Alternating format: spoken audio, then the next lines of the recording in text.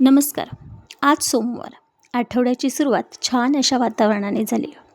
8 दिवस भरपूर काम आणि आनंदी राहायचं असं ठरवूनच डोळे उघडलं. बरेच जण 21 दिवसाचे चॅलेंज करतात आणि मीही खूप ऐकलेलं होतं आणि ठरवलं की आपणही आता चॅलेंज स्वीकारायचं. परंतु हे माझं चॅलेंज आहे ते थोडंसं वेगळं आहे बरं का. हे चॅलेंज आहे माझ्या मनाला आनंदित करण्याचे आणि स्वतःवर काम करण्याचे आणि स्वतःचा शोध घेण्याचे.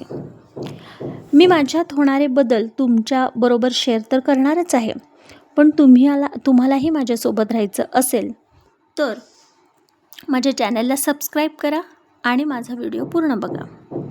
मला या प्रवासात मिळालेलं गिफ्ट म्हणजे पॉझिटिव्हिटी. माझ्याकडे आता भरपूर पॉझिटिव्हिटी आलेली आहे. मी दिवसाची सुरुवात छान अशा रांगोळीने करते आणि मुद्दाम त्यामध्ये रंग भरते, कारण रंग भरत असताना मला खूप छान आणि आनंदी वाटतं.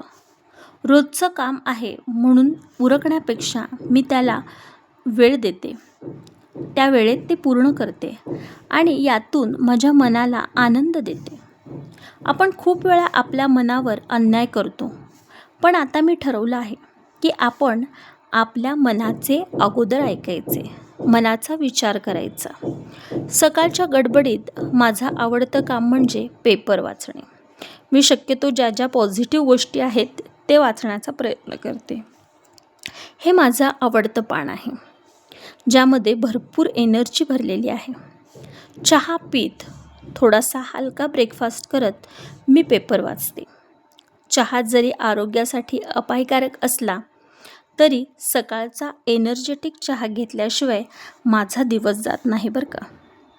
सकाळची ही सगळी कामं करत असताना निगेटिव्ह विचार मनात आणायचा नाही असं मी ठरवलेलंच आहे.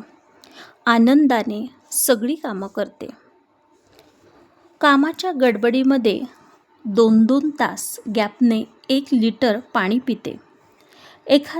एखादं माझं आवडतं गाणंही ऐकते. मी कामं करते आणि स्वतःचं आवरून भरपूर अशा एनर्जीने आनंदाने बरोबर 11 वाजता कामाला जाते. धन्यवाद.